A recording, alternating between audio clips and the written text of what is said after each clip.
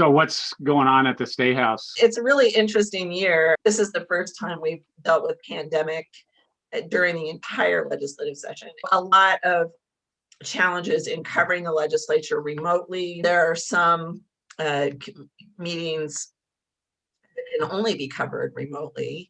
So there are some subcommittee meetings, for example, in the Senate, where you have to join via Zoom, or you can't participate. Well, on the House side, where you can only participate in person, you have to be there in person in order to speak at a meeting or to, the electronic experience is not necessarily uniformly great. So in some cases, you just don't know what's going on unless you're there. But that has been a challenge. But secondly, we're getting into the meat of the legislative session. Right now, the big issue is resolving the differences between the House and Senate on school aid. And the legislature spent a lot of time over the past week dealing with that. The governor's big legislative agenda includes a massive amount of money for broadband. So we're going to get into the budgeting process here in a couple of weeks, and that will be a top issue. She also presented what you might call a criminal justice reform bill that it's sort of a mashup of the civil rights issues of wanting to ban racial profiling by police and keep data of traffic stops, while there's sort of a thing for Republicans that she put into that bill would be harsher penalties for people who riot, and making it more difficult, giving police an opportunity to sue you if you make a false claim against them, those kinds of things, so they back the badge, sort of things. So we're sort of waiting to see how that plays out. Right now, both police organizations and civil rights organizations don't like the bill.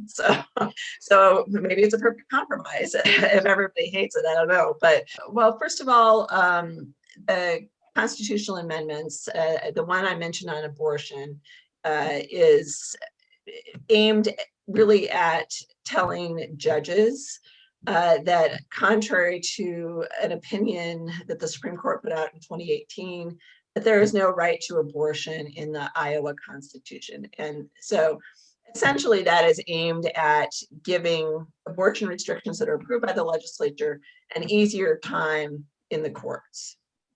So that legislation has been hanging around for a couple of years now. If it gets to the General Assembly this year, it still has to go through the General Assembly after the 2022 elections.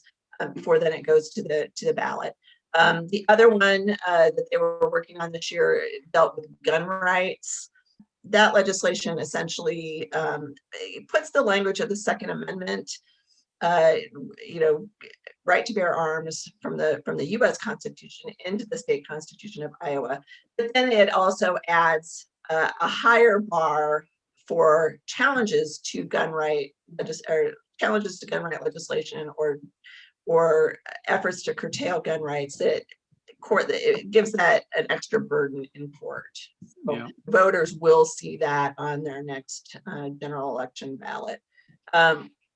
There's also lots of little hot button issues that pop up. One that came up again this week was lawmakers trying to ban tenure at state universities. And this stems from, I think, a feeling that state universities are breeding grounds for liberals. And so the Republican lawmakers have been on the warpath about what they consider to be free speech violations by university faculty and other students.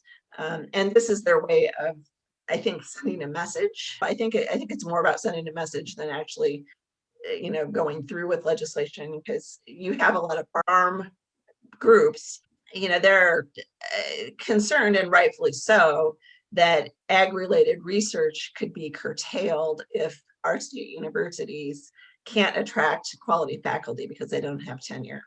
Do you see certain amount of this legislation not originating in Iowa? Oh, yeah. Yeah, and you can sort of tell because when lawmakers are asked, well, what is the problem that we're trying to solve here?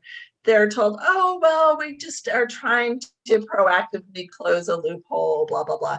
A lot of these things come from national partisan groups that push model legislation on states like Iowa, and those or national lobbying groups as well tend to push cookie cutter legislation across states, and those bills um, get laws on the books that nobody here really needs. I mean, people, they're solving a lot of times solving problems that we do not have here. But it's a way for lawmakers to raise money and curry favor with some of these organizations.